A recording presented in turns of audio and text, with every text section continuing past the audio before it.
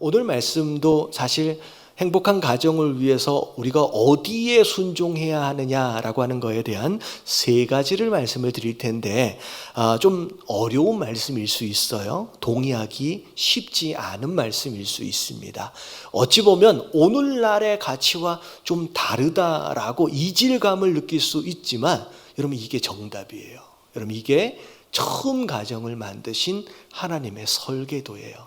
그러면 이대로 따라가는 게 복이에요. 자, 첫 번째 내용 같이 한번 볼게요. 다 같이 시작. 남자가 부모를 떠나야 한다. 자, 오늘 말씀의 24절을 보니까 자, 이렇게 시작합니다. 자, 이러므로 남자가 자, 누구를 떠나래요? 여러분 부모를 떠나래요. 효도하지 말라는 얘기가 아니에요. 부모를 돌보지 말라는 얘기가 아닙니다. 자, 우리가 오해하는 경우들이 많이 있는데, 자, 옛날 어르신들 같은 경우에 특별히 제사에 대하여 굉장히 강조하시는 분들 계시면 그렇게 말씀들을 하셨었어요. 자, 크리스찬들에 대하여 우리 제사 안 드리잖아요. 근데 제사 안 드리는 크리스찬들에 대하여 조상도 부모도 몰라보는 몰지각한 사람들, 불효자들이다라고 이제 이야기들을 하신 분들이 계십니다. 근데 여러분 성경에 불효를 이야기하지 않습니다. 성경에 보면 부모에 관련하여 하나님이 얼마만큼 강조하고 계시고 어떤 명령들을 내리고 계시는지를 알 필요가 있다는 거죠. 우리가 하나님에 대해서 오해하면 안 돼요. 근데 우리가 잘 알아야 될 거는 뭐냐면 성경의 그 어디도 돌아가시고 난 뒤의 효도에 대해서는 이야기하고 있지 않아요. 자, 언제 효도하는 거예요? 여러분 살아계실 때의 효도만을 이야기합니다. 여러분 부모 되어지신 분들 나는 죽고 난 뒤에 효도를 받고 싶다. 여러분 아멘 없지요. 여러분 성경은 돌아가시고 난 뒤에 효도는 이야기하고 있지 않아요. 살아계실 때의 효도만을 이야기합니다. 자, 얼마나 하나님이 자, 부모 공경에 대하여 부모님에 대하여 강조를 하시는지 몇 가지만 먼저 말씀을 드릴게요. 오해하지 않도록. 자, 첫 번째 내용은 십계명이에요. 십계명의 다섯 번째 계명이 뭐예요? 다 같이 시작. 부모를 공경하라. 얘네 부모를 공경하래요.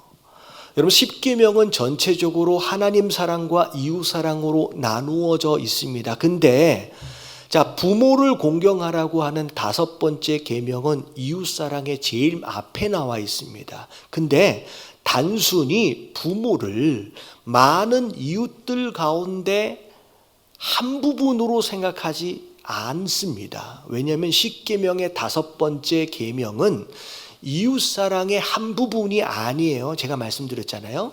하나님 사랑과 이웃 사랑의 중간을 연결하는 가교 역할을 하는 계명이라고. 다시 말하면 부모는 이웃들 가운데 하나가 아니에요. 하나님과 이웃을 연결하는, 하나님과 사람을 연결하는 존재입니다. 그래서 부모는 하나님이 허락하신 가장 중요한 위임 권위 중에 하나예요. 그래서 성경에 보면 레위기 19장 3절에 자, 같이 한번 읽어볼게요. 시작. 너희 각 사람은 부모를 경외하고 나의 안식일을 지키라. 나는 너희의 하나님 여호와이니라. 부모를 경외하라고 하는 명령과 더불어 바로 뒤에 안식일을 지키래요. 다시 말하면 안식일을 지키는 것은 하나님과의 관계거든요. 근데 한 묶음으로 부모를 경외하라고까지 묶어서 말씀하고 계세요. 그리고 성경에 보면 경외하라는 단어는 누구에게만 쓰는 단어예요? 여러분 이 경외라고 하는 단어는 하나님과 더불어 부모에게만 쓰는 단어예요. 다른 그 어떤 존재도 천사도 경외의 대상이 아니에요. 하나님과 더불어 부모에게만 쓰는 단어가 경외라고 하는 단어예요. 다시 말하면 부모는 이웃들 가운데 하나가 아닐 정도로 굉장히 중요한 위치로서의 강조를 하고 있다는 거죠. 효도하지 말라는 얘기가 아니에요. 자, 신명기 27장 16절에 보면 자, 뭐라고까지 말씀하시냐? 다 같이 읽어볼게요. 시작. 그의 부모를 경홀히 여기는 자는 저주를 받을 것이라 할 것이요 모든 백성은 아멘 할지니라. 예, 부모에 대하여 어떻게 행하는지에 대하여 하나님이 보시고 반드시 그 대가를 내가 지불하게끔 하시겠다라고 그렇게 강조하고 계십니다. 자, 골로새서 3장 20절 다 같이 읽어볼게요. 시작. 자녀들아 모든 일에 부모에게 순종하라. 이는 주 안에서 기쁘게 하는 것이니라. 네, 부모에게 순종하래요. 다시 말하면 부모를 떠나란 얘기는 효도하지 말란 얘기가 아니에요. 부모를 무시하란 얘기가 아니에요. 오해 없이 들으셔야 됩니다. 자, 부모를 떠나란 얘기는 자, 어떤 의미냐? 자, 부모와의 정신적이고 재정적이고 문화적이고 영적인 독립성을 전제해야, 그리고 그 독립성 가운데 가정이 새롭게 세워져야 그 가정이 행복해질 수 있다라고 말씀하시는 거예요. 자, 되게 어렵게 설명을 좀 드린 것 같은데, 자, 이 독립성을 자, 쉽게 설명을 드리면, 자, 갑자기 중요한 결정을 가정에서 해야 되는데 남편이 잠깐만, 자, 우리 엄마한테 좀 물어볼게라고 하면 돼요, 안 돼요? 그럼 그러면 안 된다는 거예요. 자, 우리 엄마한테 물어볼게 라고 하는 식으로 어떤 중요한 결정을 내림에 있어서 아직도 스스로 독립하지 못한 정신적인 상태로는 이 가정이 행복해질 수 없다라는 거예요. 그럼 이 첫 번째 단추를 잘 끼워낼 수 있어야 돼요. 이 첫 번째 단추가 잘못 끼게 되면요, 자, 여자는 가정에 뭐 하기 위해 온다 그랬어요? 역할이 뭐예요? 돕는 배필이에요. 돕기 위해서 들어왔는데 남자가 이미 기준이 서 있는 거예요. 우리 가정은, 우리 집안은, 우리 가문은 하면서 기준이 이미 서 있으면 여자가 도울 수 있어요, 없어요? 못 돕는 거예요. 아무것도 할 수 있는 일이 없는 거예요. 그러면 어떻게 돼요? 그렇게 첫 번째 단추를 잘못 끼우면 여자가 문을 닫아버립니다. 마음의 문을 닫아버려요. 더 이상 도울 수 있는 부분이 없어져 버리는 거예요. 그래서 여러분, 첫 번째 하나님이 진짜 온전한 가정이 되어지려면 남자는 부모를 떠나래요. 옆에 계신 남자분들에게 한번 이야기 좀 해주세요. 이게 사실은 여자도 마찬가지예요. 우리 아빠한테 물어볼 게 그러면 안 된다는 얘기예요. 서로 이야기해 주세요. 부모를 떠나야 된답니다. 자, 근데 중요한 건, 자, 오늘 말씀은 앞으로 남편이 될 아담에게 허락하시는 말씀이기도 하지만 사실 새로 가정을 이루어야 할 자녀들에게 허락하시는 말씀이 아니에요. 자, 아담은 처음 사람이에요. 다시 말하면 아담은 떠나야 할 부모가 있어요, 없어요? 자, 지금 아담에게 말씀하시잖아요. 여러분, 이 말씀은 떠나야 할 부모가 없는 아담에게 하시는 말씀이에요. 그러면 오히려 누구에게 하시는 말씀이냐면 앞으로 자녀를 낳아 길러가야 할 부모로서의 아담에게 하시는 말씀이에요. 그러면 자녀들이 가정을 이루기 위하여 부모를 떠나려면 온전히 그 부모를 떠날 수 있도록의 역할은 누가 해줘야 돼요? 자녀들이 하는 게 아니에요. 그럼 부모가 해야 돼요. 부모가 그 자녀를 놔주질 않으면 여러분, 자녀는 부모를 떠날 수가 없어요. 내 자녀들이 독립된 존재로서 완전히 새로운 행복한 가정을 세워갈 수 있게끔 도와주려면 결혼 전까지는 최선을 다하여 독립할 수 있도록 도와주고 가르치고 서포팅을 해야지만 결혼하는 딱 순간서부터는 부모들이 이 자녀를 뭐 해줘야 돼요? 놔줘야 돼요. 여러분, 붙잡고 앉아 있으면 절대로 자녀는 스스로 독립할 수가 없는 존재가 됩니다. 여러분, 깨달아지시길 주님의 이름으로 축원합니다. 여러분, 이게 하나님의 설계도예요. 여러분, 이런 얘기를 부모가 들으면서 지네들끼리 어떻게 살겠습니까? 그건 부모의 생각이에요. 놔주질 못하니까 독립하지 못하는 거예요. 여러분들, 이렇게 오늘 이제 말씀 끝나고 나서 헌화식이 있는데, 자, 부모의 역할은 어디까지예요? 최선을 다하여 결혼 전까지 이 아이가 스스로 정신적으로, 영적으로, 재정적으로 독립할 수 있게끔 돕는 거예요. 그리고 난 뒤에 가정을 이루면 이제 어떻게 해야 돼요? 기도로 돕는 거예요. 이제는 놔줘야 돼요. 여러분, 이게 처음 하나님이 가정을 만드실 때의 설계도입니다. 여러분, 전통을 따라가지 마시고 여러분 말씀을 따라 살아가시는 저와 여러분들 되시길 주님의 이름으로 축원합니다. 자, 두 번째 말씀입니다. 같이 한번 읽어볼게요. 시작. 두 부부가 한 몸이 되어야 한다. 자, 24절을 보니까 남자가 부모를 떠나, 이게 전제예요. 그 다음에 뭐라고 말씀하고 계시냐면 그의 아내와 합하여 둘이 무엇이 되어야 한대요? 한 몸이 되어야 한대요. 여러분, 한 몸이 되라라고 하는 이 말씀의 원어적인 의미는, 자, 어떤 의미를 갖냐면, 자, 옛날에 이제 무엇인가를 붙일 때 악교풀로 붙였대요. 근데 이 악교풀로 붙여서 절대 떨어지지 않는 상태가 이 하나됨의 원어적인 의미래요. 그래서 원래는 둘이었는데 악교풀로 붙여가지고 떼어낼 수 없는 상태가 되었다. 이게 하나됨이에요. 그래서 여러분, 가정 안에서 어려움들을 경험한 분들이 좀 있잖아요. 그렇기 때문에 여러분, 악교풀로 붙여져서 떨어지게 되면 여러분 깨끗하게 떨어지지가 않아요. 어떻게 떨어져요? 여러분, 서로가 서로에게 많은 상처를 주고 아픔을 주고 떨어지게 됩니다. 그래서 하나됨이라고 하는 것은 마치 본드로 딱 붙여서 떨어지면 큰 상처를 주는 것처럼의 하나 되어짐이다라고 얘기하는 거예요. 여러분, 부부는 그런 관계예요. 여러분, 깨달아지시길 주님의 이름으로 축원합니다. 떨어지면 깨끗하게 홀가분하게 그게 안 돼요. 많은 상처를 주게 됩니다. 그리고 더 중요한 거, 이러면 하나 된다라는 것은 모든 것을 서로 함께 공유한다는 거예요.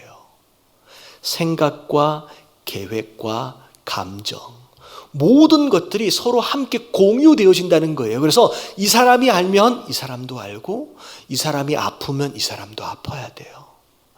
서로가 서로를 아프게 만드는 관계는 여러분 온전히 하나 되어진 관계가 아니라는 거예요. 더군다나 골로새서 3장 19절에는 자, 이런 참 재미있는 말씀이에요. 같이 한번 읽어볼게요. 시작. 남편들아, 아내를 사랑하며 괴롭게 하지 말라. 네, 여러분 옆에 계신 분들에게 인사 좀 해주십시오. 아내를 괴롭히지 맙시다. 여러분, 하나님이 얼마나 우리 사정을 잘 알고 계시는지 남편들이 자꾸 누굴 괴롭힌대요. 아내들을 괴롭힌대요. 괴롭히지 말라라고 말씀하고 계시고, 또 에베소서 5장 28절에는 자, 이렇게 말씀하고 계십니다. 다 같이 시작. 이와 같이 남편들도 자기 아내 사랑하기를 자기 자신과 같이 할지니 자기 아내를 사랑하는 자는 자기를 사랑하는 것이라. 정말로 자기가 자기를 사랑한다면 아내를 사랑하래요. 그게 자기를 사랑하는 거래요. 왜냐?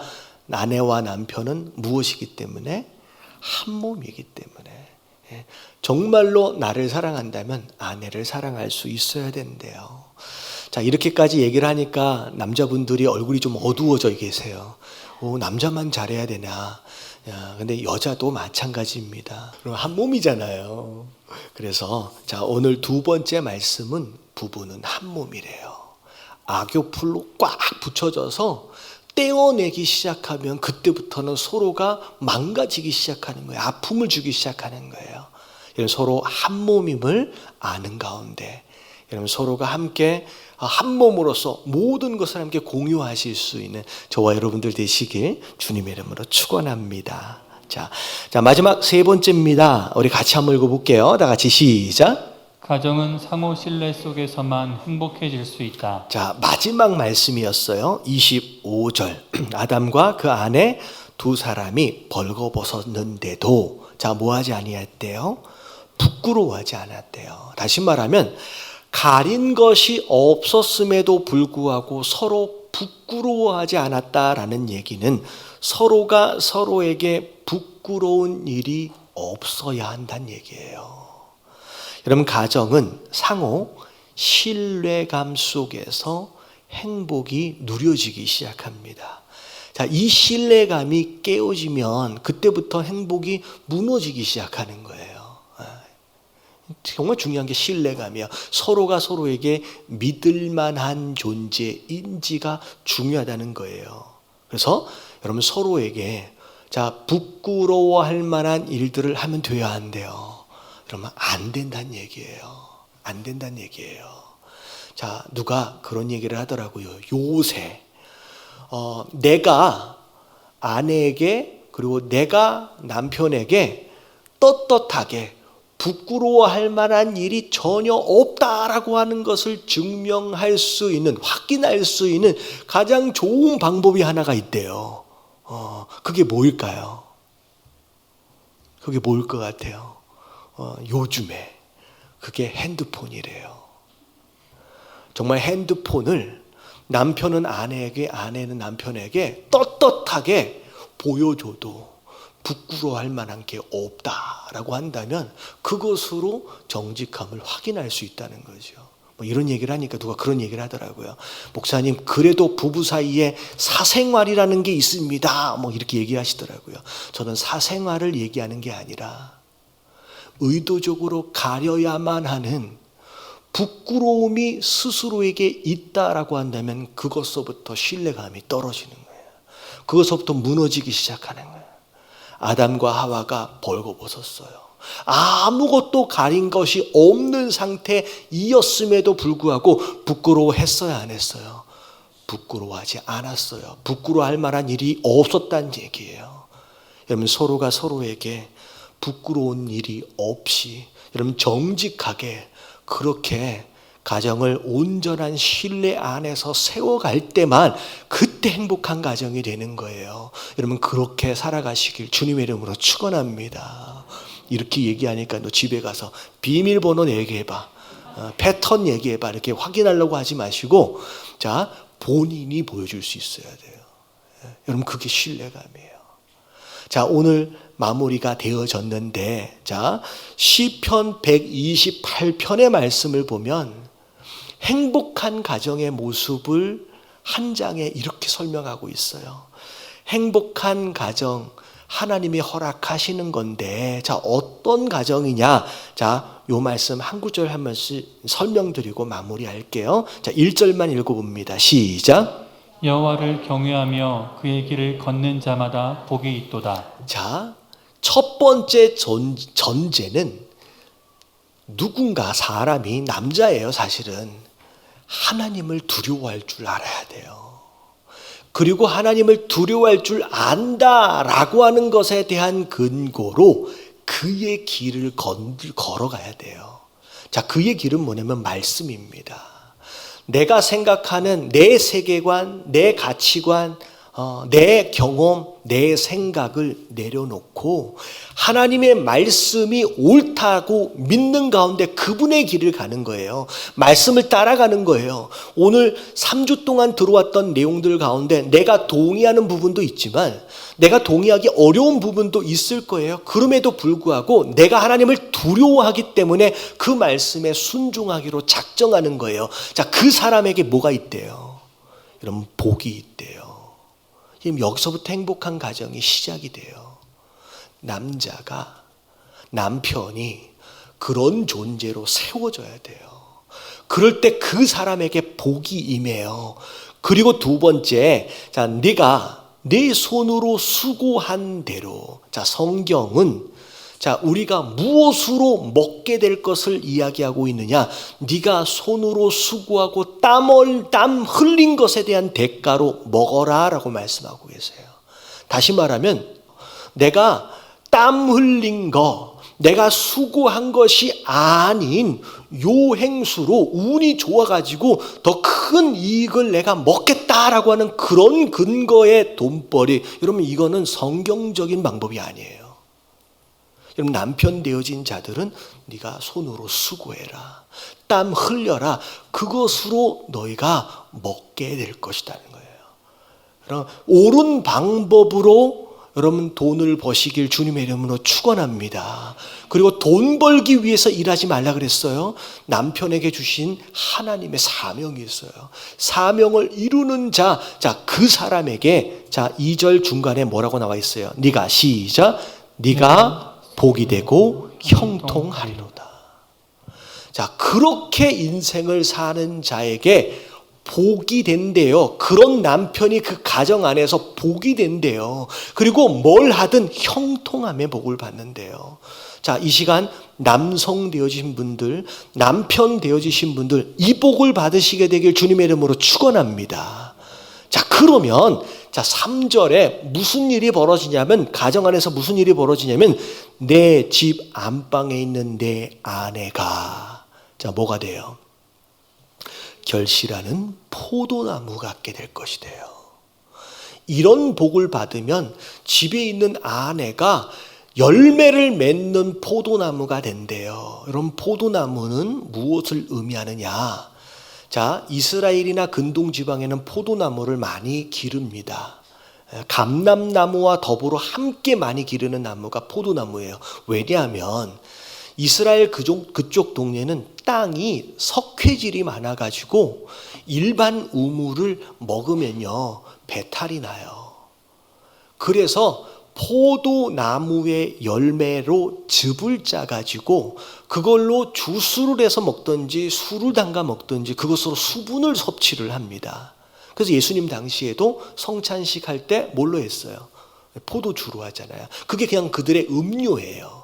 물을 그냥 마실 수가 없으니까. 근데 이 포도나무의 특징이 뭐냐면 아무리 척박하고 아무리 석회질이 많은 땅에 심겨져도 맺혀지는 열매 안에는 그 땅의 석회질이 조금 더 섞이지 않아요. 다시 말하면 땅으로부터 올라오는 수많은 나쁜 것들이 나무 줄기를 통과하는 과정을 통하여 전부 다 필터링이 됩니다. 그래서 열매를 맺을 때는 깨끗한 열매를 맺는 거예요. 여러분, 가정 안에서의 아내가 그런 역할을 마음껏 감당하게 돼요. 가정 안으로 나쁜 것들이 들어오면 그게 가정 안에 침투하지 못하도록 그 아내가 그것을 다 필터링을 합니다.